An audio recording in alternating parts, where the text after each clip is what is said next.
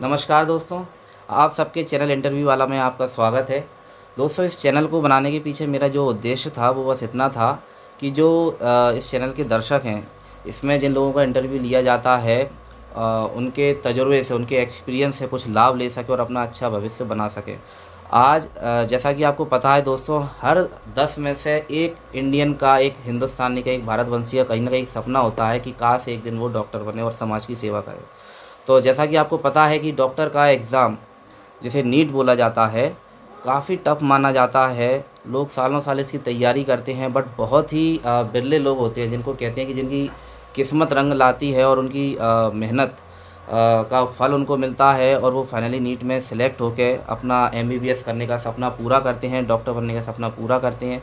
तो दोस्तों, आज की इस जर्नी में, आज के इस एपिसोड में, आज के इस इंटरव्यू में मैं एक ऐसे ही शख्स से आपको मिलाने जा रहा हूं जो कि ऑल इंडिया नीट के टॉपर में से एक हैं, डॉक्टर शशांक, जो कि वर्तमान में अभी एमबीबीएस, जो कि पूरे भारत के एक जाने माने कॉलेज, अपने मध्य प्रदेश के नंबर 1 एमजीएम मेडिकल कॉलेज से वो अपना एमबीबीएस कर रहे हैं। तो चलिए जानते हैं उनकी जर्नी के बारे में, किस तरह से उन्होंने नीट की तैयारी करी और देखते हैं उनका सफ़र कैसा रहा। तो दोस्तों, हमारे चैनल पे स्वागत है डॉक्टर शशांक का। शुक्रिया, धन्यवाद। Thank you so much doctor साहब जो आप हमारे चैनल पे आए। सबसे पहले हमारे दर्शक जानना चाहेंगे आपकी नीट की जर्नी के बारे में। आपने किस सन में नीट का एग्ज़ाम क्लियर किया, किस तरह से तैयारी की, कहाँ से तैयारी की, थोड़ा सा आप बताना चाहें। जी जी बिल्कुल। देखिए, मैंने अपना जो स्कूलिंग थी वो अपने होम टाउन से करी थी। 10th तक मैंने आईसीएसई बोर्ड से अपनी एजुकेशन ली थी। 12th में मैंने आईएससी बोर्ड लिया था और उसके बाद एक्चुअली देखा जाए तो मैंने अपने होम टाउन में नीट की प्रिपरेशन नहीं करी थी। यहाँ कोई कॉम्पिटिटिव प्रिपरेशन वाले सोर्सेज थे नहीं, इसलिए नहीं हो पाई थी। इसलिए मैंने एक अटैम्प्ट सिर्फ फॉर एक्सपीरियंस दिया था, सिर्फ जानने के लिए कि एग्ज़ाम कैसा होता है, वहाँ का प्रेशर हैंडलिंग कैसी होती है, उस लिए दिया था। उसमें मेरा स्कोर एक एवरेज 450 समथिंग था, जो कि ठीक था पहले अटैम्प्ट में बिना प्रिपरेशन के। उसके बाद मैं गया था कोटा में जाके मैंने इंस्टीट्यूट से पढ़ाई करी थी, जिस इंस्टीट्यूट से काफ़ी मुझे हेल्प मिली, रिसोर्सेज मिले, गाइडेंस मिला। उसके बाद जो था मेरा स्कोर बढ़ा और लगभग स्टेट रैंक 70 बनाई। पहले राउंड ऑफ काउंसलिंग में मुझे एमजीएम मेडिकल कॉलेज मिला, जो कि सब जानते हैं कि एमपी का नंबर 1 मेडिकल कॉलेज है। और बस यही रही है मेरी जर्नी अभी तक की। Thank you so much. नमस्कार दोस्तों, तो बहुत बहुत तालियों के साथ हम स्वागत करते हैं डॉक्टर शशांक का अपने चैनल पर। डॉक्टर शशांक, आपका स्वागत है हमारे चैनल पर। धन्यवाद। सबसे पहले हम आपसे एक सवाल पूछना चाहेंगे जो हमारे दर्शकों के मन में है।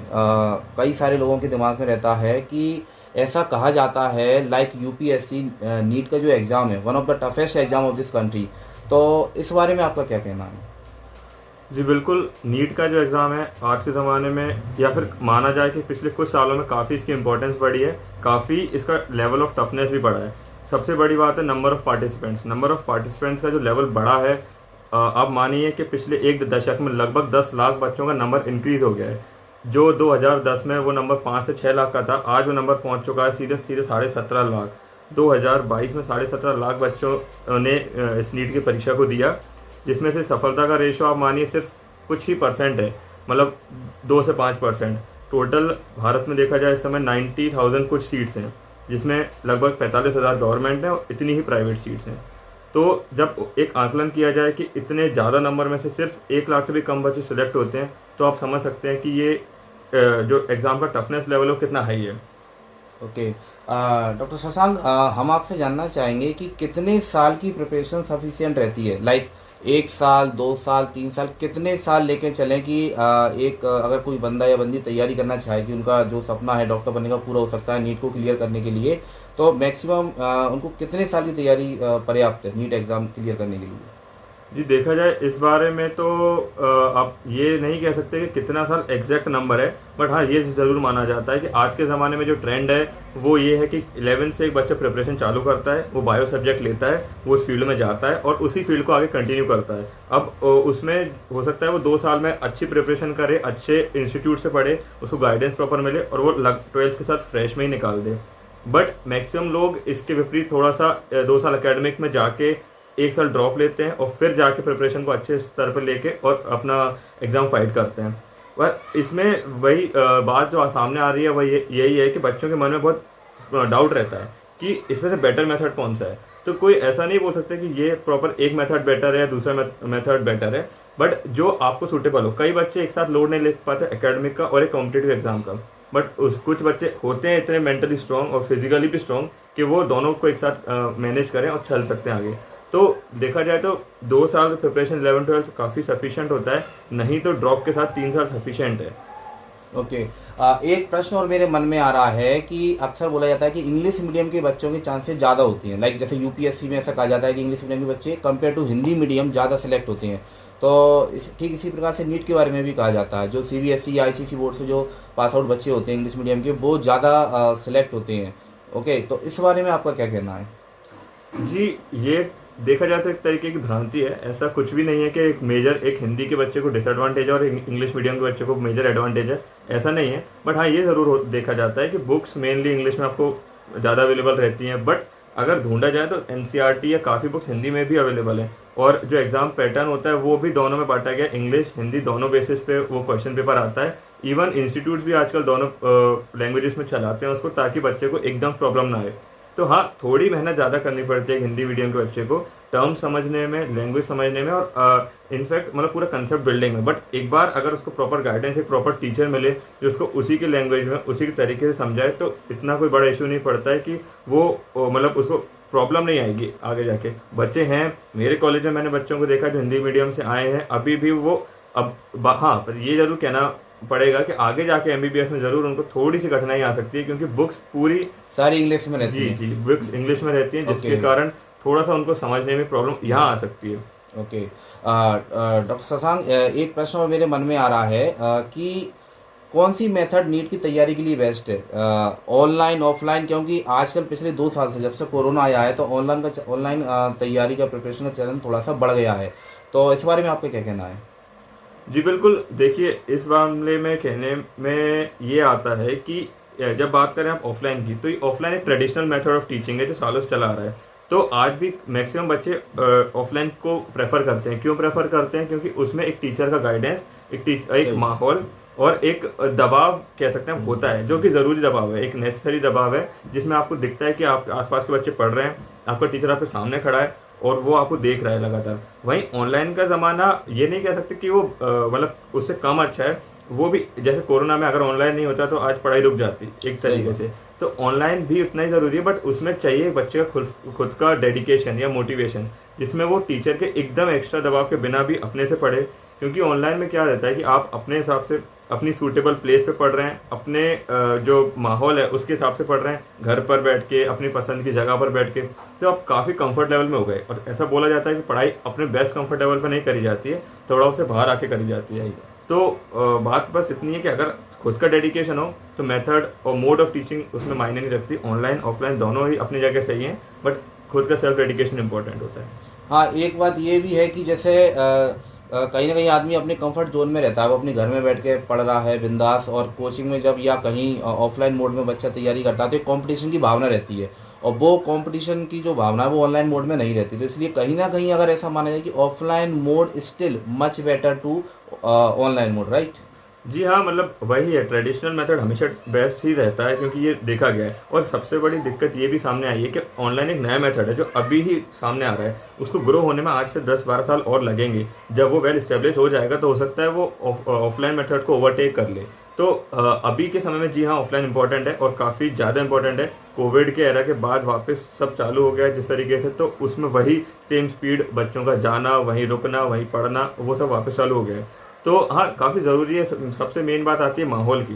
जो माहौल उनको वहाँ मिल रहा है वो ऑनलाइन में मिलना काफ़ी मुश्किल है। जब जैसे हम बात करें कोटा की, जहाँ से मैंने प्रिपरेशन करी है, वहाँ पे आप देखेंगे बच्चों का एक जमावड़ा होता है। मतलब मानिए कि हज़ारों बच्चों वहाँ आके पढ़ते हैं, तो जब वो वहाँ पढ़ रहे हैं हम एक दूसरे को देखते हैं कि वो किस प्रकार पढ़ रहे हैं। लगातार ऑफलाइन टेस्ट होते हैं हम उसमें। हाँ, सबसे बड़ी बात यह कि नीट एक ऑफलाइन एग्ज़ाम है, तो उसमें ऑफलाइन टेस्ट देना ही बेटर होता है। अब आप एक ऑफलाइन एग्जाम को ऑनलाइन टेस्ट देके करें तो काफ़ी ज़्यादा उसमें विविधताएं आ जाएंगी, जो उसकी प्रिपरेशन में भी और उसके आउटकम में भी। तो जब हम वहाँ भी बात करते हैं, कोटा में देखें, तो जब आप बच्चों को फिजिकली देखते हैं कि वो कैसे पढ़ रहे हैं, किस प्रकार पढ़ रहे हैं, और टीचर्स के आगे बच्चे किस प्रकार रिस्पॉन्ड कर रहे हैं, आपका खुद से आप सेल्फ मोटिवेटेड होते हैं पढ़ने के लिए। इनफैक्ट जब आप टेस्ट देते हैं उसमें जब आप देखते हैं कि क्या आपका स्पीड मैनेजमेंट है, क्या आपका माहौल इवन कई कई इंस्टीट्यूट्स इतने बेहतरीन होते हैं कि वो आपको इस प्रकार के एनवायरनमेंट प्रोवाइड करते हैं जो आप असलियत में उस दिन देखेंगे एग्ज़ाम वाले दिन। यानी कि जहाँ मैं पढ़ता था वहाँ हमें गर्मी का माहौल भी दिया जाता था, हमें एसी भी दिया जाता था, हर हर टेस्ट एक अलग माहौल में हमें करवाया जाता था, ताकि हमारी प्रिपरेशन मेंटली भी उतनी स्ट्रांग हो जितना हम पढ़ रहे हैं उससे ज़्यादा। क्योंकि सिर्फ पढ़ाई ही नहीं, उस दिन जो है हमारा मेंटल स्टेटस भी काफ़ी मायने रखता है जब मेन एग्ज़ाम डे होता है। बिल्कुल सही बात है कि किस तरह का माहौल रहेगा। कई जी बार जिस कॉलेज में आपका सेंटर पड़ा हो वहाँ हो सकता है कि लाइट ना हो, तो इसलिए आपको ऐसी जगह टेस्ट दिलवाए गए जहाँ पे लाइट नहीं थी, या हो सकता है ट्रैफिक बहुत ज़्यादा हो, सायरन की आवाज़ आ रही है, तो उस तरह का माहौल आपका क्रिएट किया जाता है। तो ये सारी फैसिलिटी, जैसा कि आप बता रहे हैं, आपने कोटा जाके तैयारी करी ऑफलाइन मोड में, किसी पर्टिकुलर कोचिंग में आपने रह के तैयारी करी, तो मेरे मन में एक सवाल है कि क्या गरीब का बच्चा भी नीट की तैयारी कर सकता है, डॉक्टर बनने का सपना देख सकता है? क्योंकि जैसा कि आपने बताया कि आप कोटा गए, ठीक है, या पूरे इंडिया की अगर हम बात करें तो लोग दिल्ली जाते हैं तैयारी के लिए, अलग अलग सिटीज़ में जाते हैं, तो सभी के पास इतना पैसा नहीं होता है, हर कोई इतना स्ट्रांग नहीं होता है फाइनेंशियली। तो क्या गरीब बच्चे भी डॉक्टर बनने का सपना देख सकते हैं? क्या वो भी नीट क्लियर कर सकते हैं? जी बिल्कुल, देखिए आपकी बात बिल्कुल सही है। आज के ज़माने में हर चीज़ पैसे से चल रही है। इनफैक्ट देखा जाए हर कोचिंग पैसे से चल रही है, ये बात सही है। बट इस ज़माने में भी कई ऐसे लोग हैं, कई ऐसे इंस्टीट्यूट्स हैं जो ऐसे कम प्रिविलेज बच्चों को एक इम्पोर्टेंस दे रहे हैं, उनको पढ़ाने के लिए, उनको बुक्स के लिए मेहनत कर रहे हैं। ये हर बड़ी सिटी में, या फिर आप माने छोटी सिटीज़ में भी ऐसे सेंटर चल रहे हैं। इसके अलावा अगर देखा जाए खुद का बच्चे का सेल्फ मोटिवेशन, एनसीईआरटी की बुक्स काफ़ी सस्ते दामों पे उपलब्ध होती हैं। एक नॉर्मल बच्चा उनको अगर पढ़े और उनसे मेहनत करे, वो भी एक तरीके का सपोर्ट सिस्टम बनाती हैं और आपको एक सिलेक्शन लेवल पे लेके जा सकती हैं। माना है कि आप एकदम टॉपर नहीं बन पाएंगे सिर्फ बेसिक पढ़ के, उसके लिए आपको बहुत ज़्यादा एक्स्ट्रा मटेरियल्स एंड ऑल चाहिए। बट एक जब बात आती है सिलेक्शन की, उस क्षेत्र में घुसने की, उस फील्ड में घुसने की, तो वो एक काम कर सकती हैं। ऊपर से सरकार ने आजकल जो काफ़ी सारे एक्स्ट्रा बेनिफिट देना प्रोवाइड करना चालू कर दिए हैं, जैसे कि ईडब्ल्यूएस सेक्शन जो है वो इन्हीं बच्चों के लिए दिया गया है कि एक इकोनॉमिकली वीकर सेक्शन, वो कास्ट से या फिर आपकी कैटेगरी से नहीं चल रहा है, वो सिर्फ एक सेक्शन है जिसमें आप, अगर आपके पिता की जो आमदनी है वो कम है और अगर आपका स्कोर ठीक आ रहा है, तो आप उस कम आमदनी के बेसिस पे वो कोटा लेके वहाँ जा सकते हैं। तो ये एक सरकार का एडवांटेज भी है। बाकी जैसा मैंने बताया, बच्चों को खुद का मोटिवेशन इंपॉर्टेंट होता है, खुद का वो तैयारी किस प्रकार कर रहे हैं, किस तरीके से कर रहे हैं। और कई सेंटर्स हैं अवेलेबल जो कम रेट में या फिर कई बार तो फ्री में भी पढ़ाते हैं, सिर्फ इन बच्चों को आगे ले जाने के लिए। ओके। एक अगला सवाल जो हमारे मन में है कि नीट का एग्ज़ाम का पैटर्न क्या होता है, लाइक कितने नंबर ऑफ क्वेश्चंस आते हैं और कौन कौन से सब्जेक्ट की तैयारी करनी पड़ती है इसके लिए? ओके, तो हम पैटर्न की बात कर रहे थे, तो डॉक्टर साहब हम जानना चाहेंगे आपसे, इसका पैटर्न क्या रहता है नीट के एग्ज़ाम का? जी, जैसे कि बात करें नीट के एग्ज़ाम की, तो नीट के एग्ज़ाम का पैटर्न काफ़ी वेरी करता है, साल दर साल इसका पैटर्न चेंज होता है। तो हम यही दर्शकों से भी अपील करेंगे कि जिस साल में वो अपीयर कर रहे हैं उस साल का पैटर्न देखें और उसी को फॉलो करें। करंट की बात करें 2022 तक जो पैटर्न चल रहा है वो ये है कि 3 सब्जेक्ट्स होते हैं, फिजिक्स, केमिस्ट्री, बायो। हर सब्जेक्ट और बायो को 2 में डिवाइड किया गया है, जूलॉजी और बॉटनी में। तो इस हिसाब से 4 सेक्शन हो गए और हर एक सेक्शन को सब सेक्शन में डिवाइड किया गया है, सेक्शन ए और सेक्शन बी। यानी फिजिक्स की बात करें, फिजिक्स में टोटल सेक्शन ए में होंगे 35 क्वेश्चन जो कि आपको हल करना कंपलसरी होंगे, और होंगे सेक्शन बी में 15 ऑप्शनल क्वेश्चन जिनमें से आप कोई भी 10 कर सकते हैं। तो इस प्रकार फिजिक्स, केमिस्ट्री, जूलॉजी और बॉटनी, चारों सब्जेक्ट्स को सेक्शन ए और बी में डिवाइड किया गया है। टोटल नंबर ऑफ क्वेश्चन के हिसाब से बनते हैं 200, जिसमें से आपको अटेम्प्ट करना होते हैं 180 क्वेश्चन। हर क्वेश्चन की जो वैल्यू होती है वो होती है 4 मार्क्स, और अगर उसमें नेगेटिव मार्किंग देखी जाती है जो कि -1 होती है। तो +4 for every right answer, -1 for every wrong answer. इस हिसाब से ओवरऑल जो टोटल बनता है वो 720 मार्क्स का होता है। इसके अलावा बात करें अगर टाइम ड्यूरेशन की, तो वो होता है 3 घंटे 20 मिनट, यानी एग्जैक्ट 200 मिनट्स का ड्यूरेशन होता है। और ऑफलाइन पैटर्न में एग्जाम होता है, OMR शीट पैटर्न होता है। तो बस यही एक ब्रॉड आउटलाइन है किस प्रकार इसका पैटर्न देखा जाता है नीट के एग्जाम का। ओके। और हमारे दर्शक आपसे जानना चाहेंगे कि आप क्या कुछ बुक्स सजेस्ट कर सकते हैं, लाइक फिजिक्स के लिए कौन सी पढ़ना चाहिए, केमिस्ट्री के लिए, जूलॉजी के लिए, बॉटनी के लिए, जो आपने पढ़ी हो अपने जब आप तैयारी करते थे नीट की उस समय? जी बिल्कुल, देखिए बुक्स की बात करें, जो बैकबोन मानी जाती है नीट एग्जाम की वो होती है एनसीईआरटी बुक्स। एनसीईआरटी बुक्स का कोई तोड़ नहीं है। आप चाहे तीनों सब्जेक्ट ले लीजिए, physics, chemistry, biology, NCERT books पढ़ना मस्त होता है। जिसमें बायोलॉजी तो मतलब एक ऐसा माना जाता है कि अगर आपने 2 से 3 बार नहीं पढ़ी एनसीईआरटी तो आपको अपीयर ही नहीं करना चाहिए एग्जाम में, क्योंकि एनसीईआरटी से सीधे सीधे 90 में से 80 क्वेश्चन उठ के आते हैं, या फिर इस समय 100 क्वेश्चन है अगर बायोलॉजी में, तो वो उसमें से लगभग 85 क्वेश्चन सीधे सीधे आते हैं। बाकी 15 क्वेश्चन जो होते हैं, 15% क्वेश्चन के लिए आपको मेहनत करनी पड़ती है। दूसरे आपको सोर्सेज ढूंढने पड़ते हैं, रेफरेंस बुक्स। जैसे कि बायोलॉजी में देखा जाए तो दिनेश की एक MCQ बुक आती है, वो काफ़ी हेल्पफुल होती है। फिजिक्स में HC वर्मा और USS की बुक होती है। केमिस्ट्री में टंडन और MC चौहान की बुक होती है। तो ये बुक्स होती हैं। बाकी सब डिपेंड करता है आपके जो इंस्टीट्यूट्स होते हैं। आजकल इंस्टीट्यूट्स काफ़ी अच्छा स्टडी मटेरियल प्रोवाइड कर रहे हैं, काफ़ी जो मतलब इतना हेल्पफुल हो गया आज के ज़माने में कि आपको कहीं और भागना नहीं है। क्योंकि बच्चा आधे टाइम अपनी प्रिपरेशन में कंफ्यूज रहता है कि वो क्या पढ़े, किस सोर्स से पढ़े, उसका सोर्स वैलिड है कि नहीं है। तो इन सब चीज़ों पे बच्चा घूमता रहता है और उसका टाइम वेस्ट होता है। तो बेटर यही है कि आप जो पढ़ रहे हैं उस पर विश्वास रखें। अगर आपके कोचिंग में जो नोट्स प्रोवाइड करे जा रहे हैं या फिर जो मटेरियल दिया जा रहा है उन पर विश्वास रखें। बुक्स पढ़ रहे हैं तो शुरू से उसको फॉलो करें और एंड तक उसी को चलाएं। MCQ की प्रैक्टिस काफ़ी इंपॉर्टेंट देखी जाती है इसमें। आखिरी का कुछ टाइम तो सिर्फ रिवीजन का होता है, बट उसके पहले का जो टाइम होता है, जो आपके प्रिपरेशन के 6-7 महीने होते हैं, उसमें आप कहीं भी MCQ प्रैक्टिस नहीं छोड़ सकते। MCQ practice is the must, मतलब वो की होती है सक्सेस की, अगर आपको क्रैक करना है इस जैसे एग्जाम को। क्योंकि इसमें आप देख रहे हैं 200 क्वेश्चन हैं और टाइम भी उतना है। हर क्वेश्चन को आधे से 1 मिनट ही मिल पाता है, क्योंकि कुछ क्वेश्चंस काफ़ी लेंथी होते हैं। जैसे फिजिक्स है और इनऑर्गेनिक केमिस्ट्री है, जहाँ न्यूमेरिकल्स आते हैं, वो इतना लंबा चला जाता है, कई बार 5-5 मिनट एक क्वेश्चन ले लेता है। उस हिसाब से आपको बायोलॉजी सिर्फ लाना पड़ता है 10 सेकंड पर क्वेश्चन पे। तो ये टाइम आप कब मैनेज कर पाएंगे जब आप MCQ डेली बेसिस पे सॉल्व करेंगे, ना सिर्फ घर में, पर आप जब एग्जाम देंगे या फिर टेस्ट देंगे, रिविजन टेस्ट देंगे, उससे भी। दूसरी बात, अगर अपन सब्जेक्ट वाइज बात कर ही रहे हैं तो देखा जाए फिजिक्स, केमिस्ट्री और बायोलॉजी को टाइम कितना देना होता है अपनी प्रिपरेशन में। बच्चे, क्या होता है, बायो का बच्चा एक फिजिक्स से डरता है, वो नंबर से डरता है क्योंकि वहाँ मैथ्स आ जाती है। तो उसको अगर आपने फियर को ओवर पावर कर लिया तो आप काफ़ी हद तक एक अच्छे स्कोर की तरफ जा सकते हैं। मतलब ये मेरी पर्सनल स्टोरी रही है कि जब मैंने पहला अटेम्प्ट सिर्फ एक उस वे में दिया था अपने एग्ज़ाम, अपना नॉर्मल 12th के साथ, एकेडमिक के साथ। अच्छा, आपने 12th के साथ फर्स्ट अटेम्प्ट दिया जी था? जी, 12th के साथ मैंने सिर्फ एक अपना एक्सपीरियंस तौर पे दिया था कि मेरे को एक एक्सपीरियंस हो जाएगा। प्रिपरेशन नहीं थी मेरी, क्योंकि मैं जिस सिटी में पढ़ रहा था वहाँ इतने अच्छे इंस्टीट्यूट्स नहीं थे कि मैं उनको एक मतलब प्रिपरेशन लेवल पे लेके जाऊँ या फिर कॉम्पिटिटिव लेवल पे लेके जाऊँ। एकेडमिक था, मैंने ISC बोर्ड से अपना एकेडमिक्स किया था, 12th किया था, 94% मुझे उसमें आए थे। तो वो मेरा पूरा फोकस एकेडमिक्स पे था। मैं समझ चुका था कि कंपटीशन के लिए मुझे 1 साल और चाहिए रहेगा, जो एक एक्स्ट्रा एज चाहिए।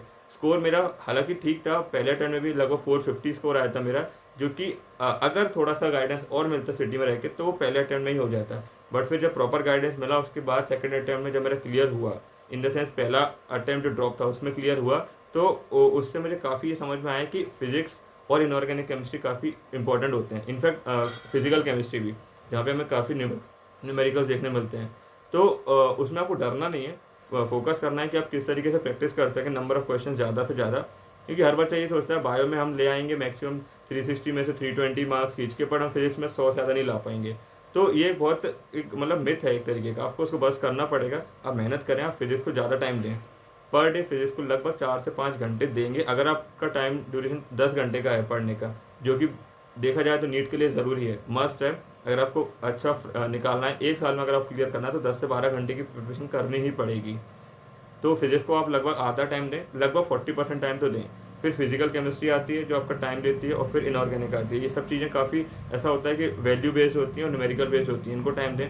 बायोलॉजी जी हाँ टाइम मांगती है, बट चूँकि हम और आप सब बायो के स्टूडेंट्स हैं, हमें पता है कि कम समय देने पे भी आउटपुट अच्छा मिलेगा। तो आप उसको सिर्फ कुछ थोड़ा सा कम समय दें कंपेरेटिवली। ये नहीं बोल रहे हैं कि आप बिल्कुल उसको इग्नोर करें, वो आपको पता है बेसिस सिलेक्शन का वही बनाएगी, 360 मार्क्स कंप्राइज करती है वो।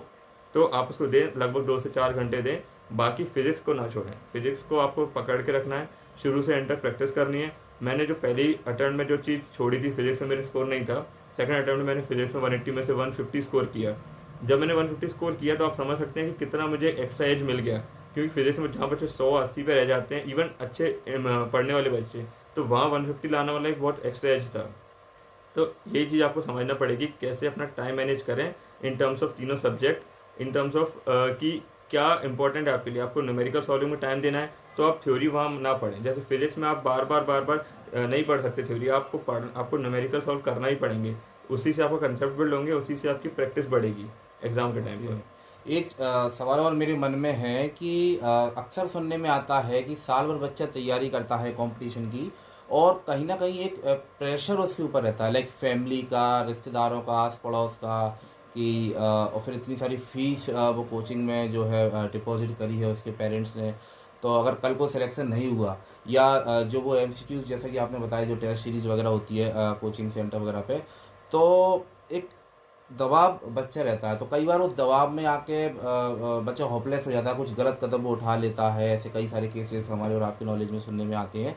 तो इस दबाव को किस तरह से हैंडल करना है, ये मैं आपसे जानना चाहता हूँ। जी बिल्कुल, देखिए जो आपने दबाव की बात करी वो काफ़ी ज़्यादा रहता है। मतलब एक जब बच्चा प्रिपरेशन फेज़ में होता है उसका मेंटल स्टेटस जानना काफ़ी मुश्किल होता है, क्योंकि वो जिस जगह से आया होता है क्या पता उसका बैकग्राउंड, जैसे आपने कहा कि वो गरीब बैकग्राउंड से है, उसके पेरेंट्स बहुत ज़्यादा ही अफोर्ड मतलब नहीं कर पाते तब भी वो कर रहे हैं उसके लिए, तो वो उसके दिमाग में चलता है। बट अल्टीमेटली बात यह है उस चीज़ को अपने दिमाग पे हावी होने से बेटर ये है कि उसको एज अ वेपन बनाएं, उसको ये लें कि हमें ये मिल रहा है तो हम उसको किस तरीके से अप्रोच करें आगे जाके। हाँ, देखिए बच्चे प्रिपरेशन में कई बार अपनी गलती से, अपनी नादानी से 3-3 4-4 साल लगा देते हैं। तो वो अगर आप अवॉइड कर पाएँ, क्योंकि एग्ज़ाम सीधी बात है, ये हम और आप मिलके ही क्रैक करेंगे और हमने किया है इसको। 90,000 सीट में से हमें 1 सीट चाहिए। तो एग्ज़ाम उतना टफ नहीं है जितना आप सोचें। आप अगर प्रॉपर मेहनत करें, प्रॉपर गाइडेंस से जाएँ, 1 साल, 2 साल में काफ़ी आसानी से निकल सकता है। जितना आप समय बढ़ाएँगे उतना ही आपका रिसोर्सेज़, आपका पैसा, आपकी एनर्जी उस पे लगेगी। तो बात मेंटल जब स्टेटस को या मेंटल प्रेशर को हैंडल करने की है, वो बच्चे टू बच्चे पर डिपेंड करता है। कुछ बच्चे होते हैं इतने मेंटली स्ट्रॉन्ग और जो कि इस प्रेशर को झेल जाते हैं, कुछ नहीं भी होते हैं। हमेशा दिमाग में ये रहता है कि नहीं, हमारे पेरेंट्स पैसा लगा रहे हैं, नहीं हमारे पेरेंट्स ने हम पे ये हमें अपॉर्चुनिटी दी है कि हम यहाँ तक कर पाएँ। तो वही बात है कि उसको लेना, उसको समझना पड़ेगा। उसको हमको फॉर ग्रांटेड नहीं लेना है या उसको लेके नहीं चलना है, और ना उसके दिमाग पे इतना हावी होने देना है कि हम अपने पाथ से ही भटक जाएँ। हमें एग्ज़ाम क्रॉस करना है, हमको एग्ज़ाम पास करना है, तो उसके लिए सिर्फ उसको दिमाग में रखें कि नहीं, हमारे पेरेंट्स ने हमें इतना दिया है, हमको बस इसको यूज़ करना है और एग्ज़ाम पास करना है। ओके। एक एक छोटा सा एक प्रश्न और मेरे दिमाग में है, क्या आप उन पेरेंट्स को कोई मैसेज देना चाहेंगे जो कहीं ना कहीं अपने बच्चों पे एक प्रेशर बना के रखते हैं फ्रॉम स्टार्टिंग टू एंडिंग कि नहीं, anyhow you have to get selected in this particular exam, अगर आपका सिलेक्शन नहीं हुआ तो बच्चा कहीं ना कहीं बहुत ज़्यादा प्रेशर में रहता है, तो आप कुछ मैसेज देना चाहेंगे ऐसे पेरेंट्स के लिए। जी, जी, बिल्कुल। ये काफ़ी अच्छा पॉइंट उठाया आपने। ये मैंने अपने प्रिपरेशन टाइम पर भी देखा था और अपने दोस्तों में भी काफ़ी देखा था कि कई बार बच्चे नहीं उसके लिए बने होते।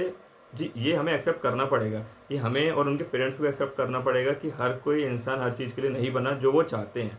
जो कई बार सबसे इम्पोर्टेंट देखा जाता है ये डॉक्टर्स में। डॉक्टर्स अपने बच्चों को ऐसा प्रेशराइज़ करते हैं, मतलब हर कोई नहीं करता ऑब्वियसली, बट लोग करते हैं कि उनका बच्चा भी आगे जाके डॉक्टर बने। बट आप देखिए, अगर उसका पोटेंशियल वाली बात तो बाद में आती है, अगर उसकी इच्छा ही नहीं है, उसका पैशन ही नहीं है, तो वो नहीं कर पाएगा। एक ऐसा एग्ज़ाम जहाँ लाखों बच्चे, ये माने कि 20 लाख करीब बच्चे बैठ रहे हैं, उसमें एक ऐसा बच्चा जो बिना मन से बैठ रहा है, वो कैसे ही पास करेगा? ये पेरेंट्स जितना जल्दी समझ लें उतना अच्छा है। नहीं तो होता क्या है कि बच्चे 4 अटेम्प्ट, 5 अटेम्प्ट, 7-8 अटेम्प्ट तक बिगाड़ने के बाद समझ पाते हैं। उनका समय भी गया है, उनके मेंटल स्टेटस भी टूट चुका है और वो अब एक ऐसी स्टेट में है जहाँ वो समझ नहीं पाते ना जाना कहाँ है। फिर वो गलत डिसीजन लेते हैं और ऐसा कई केस आते हैं सामने जहाँ दबाव में गलत डिसीजन लिए जाते हैं। तो पेरेंट को समझना पड़ेगा कि आपके बच्चे की क्या काबिलियत है, कितनी काबिलियत है और किस क्षेत्र में जा सकता है, कंपेयर टू आप उसको ज़बरदस्ती एक फील्ड में ना भेजें जहाँ उसका मन नहीं है। मेडिकल फील्ड काफ़ी डेडिकेटिंग फील्ड है, क्योंकि बात सिर्फ यहीं ख़त्म नहीं होती है। नीट निकलवा के कुछ ख़त्म नहीं होने वाला है। आगे एमबीबीएस, एमडी, सुपर स्पेशलिटी, एक बहुत लंबा रास्ता बाकी है। अगर आप यहीं उसको इतना प्रेशर करके भेजेंगे, वो आगे कैसे सर्वाइव करेगा? और ये आपको दोस्तों बता दिया जाए कि ये तो सिर्फ शुरुआत है। इसके बाद आगे आने वाला सफ़र काफ़ी ज़्यादा लंबा और काफ़ी ज़्यादा मुश्किल होने वाला है, क्योंकि वही चीज़ है कि ये तो सिर्फ बेसिक सब्जेक्ट्स हैं और बेसिक स्टेप्स हैं। आगे जब आप पढ़ेंगे एनाटमी और फिजियोलॉजी जैसे सब्जेक्ट्स, तो उसके आगे आपके ये जूलॉजी, बॉटनी नहीं लगते हैं। तो एक बच्चा जो बिल्कुल अपने दिल से डेडिकेट होकर जा रहा है, वही आगे सर्वाइव करते हुए जाएगा और एक अच्छा डॉक्टर बन पाएगा। नहीं तो वही बात है, जैसे कि हम मूवीज़ में भी सुनते हैं कि बन तो कोई भी जाता है, बट उतना आप अच्छा नहीं बन पाएंगे। सिर्फ सही एक बात। नेम सेक के लिए बन पाएंगे। आप पेरेंट्स की जो एक लेगेसी होती है वो कंटिन्यू करवा सकते हैं, बट एक खुद को नहीं सेटिस्फाई कर पाएंगे। ओके। तो डॉक्टर साहब, जो एक प्रश्न और मेरे दिमाग में आ रहा है, जो लास्ट का 1 महीना रहता है, लाइक मोस्ट नॉर्मली शायद मई के महीने में एग्ज़ाम होता है नीट का, राइट? तो लास्ट के 1 या 2 महीने से लेकर टिल एग्ज़ाम डेट तक किस तरह से मेंटली और फिजिकली जो बच्चे तैयारी करें नीट की, उनको किस तरह से अपने आप को मेंटेन करना है? जी देखिए, हाँ, एग्ज़ाम जिस तरीके से आपने बताया मई में रहता है, वो एक हद तक पैटर्न था सालों से, बट ड्यू टू कोविड वो थोड़ा-सा आगे पीछे हो गया है। अब थोड़ा जून, जुलाई, सितंबर में एग्ज़ाम देखा गया है। बट हाँ, अगर आप मई मान के चलेंगे तो आपकी प्रिपरेशन बेस्ट रहेगी। वही आपका डेडलाइन आप मान के चलिए। बच्चों को भी मैं यही मैसेज देना चाहता हूँ। बात आती है कि कैसे अपने आप को मेंटेन करें आखिरी एक महीने में। वो आखिरी के 1-2 महीने जो होते हैं एग्ज़ाम के जस्ट पहले के, वो काफ़ी इंपॉर्टेंट होते हैं। क्योंकि उन 1-2 महीने में हम सारा रिवीजन करना चाहते हैं। हम देखना चाहते हैं कि हम कहाँ स्टैंड कर रहे हैं। उसी समय हम ऑल इंडिया लेवल के टेस्ट वगैरह भी देते हैं आजकल, जो काफ़ी पॉपुलर हो गए हैं। एक तरीके का वो एक आईना होता है दिखाने के लिए कि हमारा असली एग्ज़ाम में क्या परफॉर्मेंस होगा। बट उस समय डिमोटिवेट नहीं होना है। कई बार हम सही स्टेट से नहीं दे पाते हैं एग्ज़ाम। सीखना है और आगे बढ़ना है कि ऑल इंडिया में हमारी अभी ये रैंक आई है तो आगे जाके क्या हो सकती है। वो अलग बात है। सिर्फ एक सीखने के पर्पज से देना है, कहीं भी डिमोटिवेशन नहीं लाना चाहिए उसमें बीच में। बात आती है तैयारी करने की। आप तीनों सब्जेक्ट्स को इक्वल टाइम दें। किसी भी सब्जेक्ट को छोड़ने की गलती ना करें। कई बच्चे एक सब्जेक्ट पहले करके रख देते हैं, आखिरी महीने उसको छूते नहीं हैं, बिल्कुल आखिरी 5 दिन में देखते हैं। ये गलती ना करें। सारे सब्जेक्ट्स को पैरेलली लेके चलें, उनको इक्वल वेटेज दें कि हमें इसमें भी इतना स्कोर करना है, इसमें भी इतना स्कोर करना है। अपने अब पोटेंशियल समझें कि आप किस चीज़ में बेटर हैं। आपको शुरुआत पेपर की कहाँ से करनी है। कई बच्चे बायोलॉजी से प्रेफर करते हैं, कई केमिस्ट्री से प्रेफर करते हैं, फिजिक्स से काफ़ी कम बच्चे प्रेफर करते हैं। बट मैं अपना एक्सपीरियंस शेयर करूँ, मैं हमेशा पेपर फिजिक्स से करता था। इसका रीज़न सबसे बड़ा ये है, फिजिक्स जब आप आखिरी में करने जाते हैं, आखिरी में टाइम कम होने की वजह से आप पैनिक करते हैं। वो पैनिक की स्थिति में हर कोई फिजिक्स सॉल्व नहीं कर पाता, फिर हम क्वेश्चन छोड़ने लगते हैं। तो मैं पर्सनली फिजिक्स को ज़्यादा टाइम देके एक अपने कंफर्ट जोन में आके उसको करता था कि शुरू का 1 घंटा मैं उसको दूंगा और अच्छे से फिजिक्स करूंगा ताकि स्कोर बढ़े। बायोलॉजी आपको आता है, आप उसको देखते ही टिक कर सकते हैं, तो वो आप लास्ट टाइम पे भी रखेंगे तो चल जाएगा। तो ये बहुत इंपॉर्टेंट होता है। फिर उस 1 महीने की जो हम बात कर रहे थे, उस 1 महीने में हमें ये ध्यान रखना है कि कहीं भी हमें वो नहीं होना है, डेविएट नहीं होना है अपने पास से। समझना पड़ेगा कि अब बिल्कुल लास्ट टाइम आ गया है, प्रॉपर फोकस रहना है। 10 घंटे पढ़ते थे तो उसको बढ़ा के 15 करना है, रिविज़न टाइम बढ़ाना है और डिस्ट्रैक्शंस जैसे बताएं कम से कम करते जाना है। पूरा मोटिवेशन रखना है। और जब जिस एग्ज़ाम डे पे अगर आप पहुंच गए हैं, एग्ज़ाम डे पे मान के चलिए अब आपको 1-2 दिन पहले पढ़ाई छोड़नी चाहिए। मतलब ये एक माना जाता है कि अगर आप 1-2 दिन पहले छोड़ के कंफर्ट जोन में रहेंगे, रिलैक्स एक नॉन पैनिक स्टेट में रहेंगे, तो आप अच्छा परफॉर्म कर पाएंगे। रादर देन आप सुबह तक आप पढ़े जा रहे हैं, वो यूज़फुल नहीं होने वाला है। जो हमने साल भर पढ़ा है वही हमें रिटेन रहेगा, वही हमें हेल्प करेगा। तो जब बात आती है एग्ज़ाम के दिन की, वो वही रिलैक्स्ड माहौल, लेस पैनिक स्टेट, घर वालों से कम्युनिकेट करना, एक प्रॉपर स्लीप लेना, प्रॉपर डाइट लेना, ना ज़्यादा हैवी खाना है ताकि आपको आलस आए, ना आपको बिल्कुल लाइट भी नहीं, मतलब ऐसा नहीं भूखे पहुंच गए। क्योंकि आपका नॉर्मली एग्ज़ाम 11 से 2, 11 से 3 या 10 से 2 देखा जाता है, तो वो काफ़ी लंबा टाइम है। और स्पेशली अगर गर्मी का महीना है तो आपको रिहाइड्रेशन भी रखना है अपना, डिहाइड्रेट नहीं होना है। इसके अलावा पूरा टाइम आपको मैनेज करना होता है कि आप कहीं भी नर्वस नहीं हो रहे हैं। सबसे बड़ी बात है, नर्वस में होके आप कई बार ऐसी गलतियां कर जाते हैं जो आपको लाइफ टाइम बाद में हॉन्ट करेंगे कि ये तो बहुत बेसिक चीज़ थी। वहाँ अगर आपने अपने मेंटल स्टेट अच्छा रखा, पीस रखा, अपने दिमाग में शांति रखी, आप काफ़ी अच्छा परफॉर्म करेंगे। बेसिक गलतियां बच्चे करते हैं, ओएमआर शीट फिलिंग गलत हो गई है, नंबर ऊपर नीचे हो गए हैं, रोल नंबर गलत डाल दिया है, ये गलतियां तो एक्सेप्टेबल ही नहीं है। आप वहाँ पहुँच के आप अपना साल इस बेसिस पे तो नहीं खराब करना चाहेंगे कि आपने ये बेसिक गलतियां कर दी। क्वेश्चन आना नहीं आना तो बहुत सेकेंडरी स्टेज होती है। फिर वही जैसे बताया गया था, माहौल हो सकता है आपको वहाँ पे इलेक्ट्रिसिटी ना मिले प्रॉपर, आपको वहाँ पे प्रॉपर साइलेंस वाला माहौल ना मिले, पर आप उसको एज अ एक्सक्यूज़ कभी अपने पेश नहीं कर सकते हैं। मतलब करना चाहें आप दुनिया को बता सकते हैं, बट डीप डाउन आपको ही पता है कि आपका साल या फिर आपका एक मौका चला गया तो वो कहीं काम में नहीं आने वाला है। तो बेसिकली हमको कुछ भी करके अपना दिमाग शांत रखना है, फोकस करना है कि ये आखिरी मौका है, दिमाग में चलाना है कि ये डू और डाई सिचुएशन है, करना है, नहीं तो नहीं मिलेगा अगला मौका। जहाँ बच्चा दूसरा मौका दिमाग में रखता है कि नहीं अगला अटेम्प्ट भी तो होगा अगले साल, वहाँ बच्चा ऑलरेडी एक स्टेप पीछे आ जाता है। रखें कि यही आखिरी मौका है, उसको दिमाग पे हावी ना होने दें। ये नहीं कि बिल्कुल उससे ही नर्वस हो गए, बट एक अगर आपके दिमाग में वो रहेगा, आप स्ट्रांग रहेंगे अपने मेंटल उसमें और आप अच्छा परफॉर्म कर पाएंगे। तो बेसिकली यही है कि आप कैसे आप उसको लेके जाते हैं आखिरी 1 महीने में, कैसे आप प्रॉपर गाइडेंस रखते हैं, कैसा मोटिवेशन रखते हैं, वो इंपॉर्टेंट होता है। पढ़ाई तो हर बच्चा करता है, साल भर करता है, पर वो हार्डवर्क कब स्मार्ट वर्क में बनना है चाहिए, वो हमें खुद समझ में आना चाहिए। एक बच्चे को खुद समझ में आना चाहिए कब करना है और कैसे करना है उसको। ओके। एक आखिरी सवाल, इसी के जो हमारे इंटरव्यू का आखिरी सवाल रहेगा। आप जो आगामी प्रतियोगी हैं, जो बच्चे नीट की तैयारी कर रहे हैं, उनको अपनी साइड से क्या मैसेज देना चाहेंगे? जी बिल्कुल, देखिए जो भी बच्चे आना चाह रहे हैं इस फील्ड में, वही बात मैं फिर दोहराना चाहता हूँ, दिमाग को स्ट्रॉन्ग रख के आएँ कि अब हम जिस फील्ड में जा रहे हैं वो एक बहुत बहुत ही लॉन्ग लास्टिंग फील्ड है। ये हमसे काफ़ी डिमांड रखता है ये फील्ड, ये ह्यूमैनिटी को सर्व भी करवाता है, बट पर्सनली आपकी लाइफ भी आपसे थोड़ी हद तक छीनना तो नहीं बोलेंगे, बट ये कि आपको इन्वॉल्व कर लेता है एक तरीके से। अब आप ये नहीं बोल सकते कि मैं एक 9 to 5 जॉब वाला इंसान बनना चाहता हूँ। आप एमबीबीएस में आएंगे तो आपको अपना उतना टाइम देना पड़ेगा। तो आप इसके लिए मेंटली स्ट्रांग हो क्या है कि हम एक अच्छे लाइन में जा रहे हैं, एक ह्यूमैनिटी को सर्व करने वाली लाइन में जा रहे हैं, तो उस हिसाब से पढ़ें और उस चीज़ को कंटिन्यू करें। ये दिमाग में नहीं सोचना है कि बस हमें नीट क्लियर करना है, पढ़ाई यहीं तक थी। वो पढ़ाई चलती जाएगी, आगे तक चलेगी, और जितना आप पढ़ेंगे उतना ही आप अच्छा एक बेटर डॉक्टर और एक better in terms of person बन पाएंगे, ताकि आप लोगों को सर्व कर पाएँ। और दूसरी बात, सिर्फ एग्ज़ाम की बात लें कि एग्ज़ाम के लिए आपको कैसे जाना है, अप्रोच करना है, तो वही बात है, आप अपने सोर्सेज सही रखें, गाइडेंस सही रखें, मोटिवेशन सही रखें, गलत दिशा में कभी ना जाएं, गलत रिसोर्सेज पे कभी विश्वास ना रखें, क्योंकि ये सब प्रिपरेशन के दौरान काफ़ी देखा जाता है कि बच्चे काफ़ी जल्दी भटक जाते हैं इन टर्म्स ऑफ उसके वैसे डिस्ट्रैक्शंस प्लस गलत सोर्सेज। हो सकता है कि कोई ऐसे बुक्स हों या फिर कोई ऐसे इंस्टीट्यूट्स हों जो सच में गाइड प्रॉपर ना कर पाएँ, तो वो वहाँ आपको अपना थोड़ा दिमाग यूज़ करना रहेगा कि हम कहाँ सही जा रहे हैं, कहाँ गलत जा रहे हैं, और एग्ज़ाम के लिए फुल डेडिकेशन शो करना पड़ेगा। That's it. जैसे ही आप डेडिकेशन शो करेंगे, इतना बड़ा एग्ज़ाम नहीं है कि आप उसको निकाल ना पाएँ, या फिर दिमाग से ये चीज़ तो निकालनी है कि हमें को ये तो बहुत बड़ा है, हम इसे नहीं निकाल पाएंगे। इसको आप साइड में रखेंगे, समझेंगे, तभी आप एक स्टेप क्लोज जाएंगे अपने गोल से। Okay, thank you so much जो आप हमारे चैनल पर आए, आपका Thank बहुत you. बहुत धन्यवाद। Thanks a lot. इसी के साथ हम अपने इंटरव्यू को विराम देते हैं, और भविष्य के सभी डॉक्टर्स के लिए जो लोग नीट की प्रिपरेशन कर रहे हैं उन सभी को मेरी बहुत बहुत शुभकामनाएं। Wish you all the best. Best of luck.